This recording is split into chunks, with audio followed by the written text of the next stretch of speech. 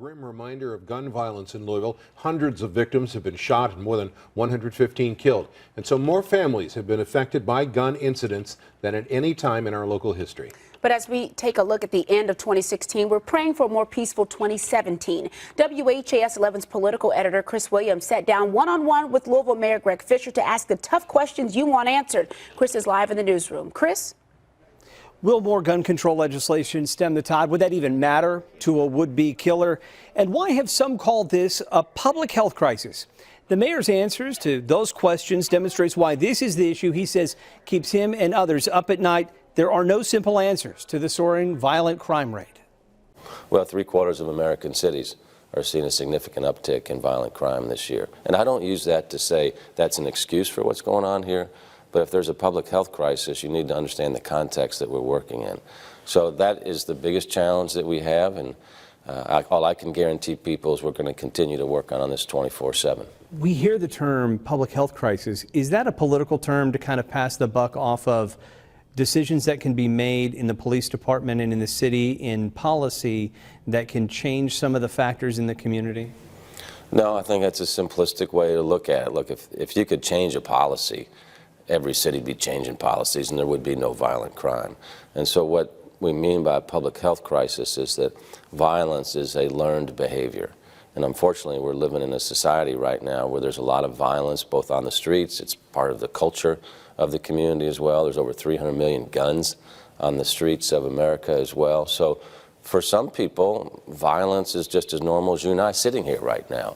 And that's something that we really haven't faced as a country, and we've got to learn how to deal with this now.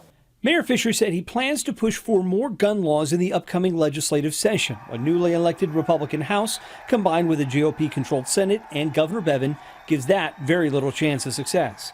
But the mayor plans to give it a try and push for gun laws crafted to treat the unique needs of both rural and urban Kentucky communities, and call for stricter punishment for criminals who use guns while moving nonviolent criminals away from jails. So issues like there should be background checks when somebody buys a gun.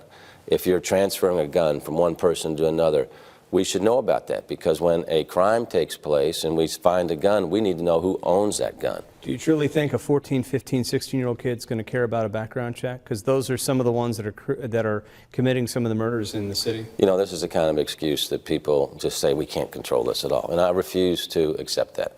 There are things that we can do to try to make the situation better, and that's why people of goodwill need to sit down at a table and figure out what are these common sense things that we can move forward on. Do you think when the calendar turns to January 1st that this story will be in the rear view and that the murder rate will all just dramatically be lower in 2017? Any elected official that makes promises like that, you ought to get rid of right away. I can tell you that all I can guarantee is that LMPD, that's full with good people that are working hard every day on this, in my office, where public safety is the top budget issue and number one thing I think about when I go to sleep and get up in the morning, we will continue to work on these issues tirelessly. We will continue to see what the best practices are around the country. We bring in people to critique what we're doing, and we'll continue to be transparent. So I'll guarantee that we'll continue to work on this harder than any other city in the country, and hopefully the results will follow. You can watch our full conversation about violence and guns at my Facebook page. The entire year-end conversation with Mayor Fisher covered a lot of topics. It lasted almost 15 minutes.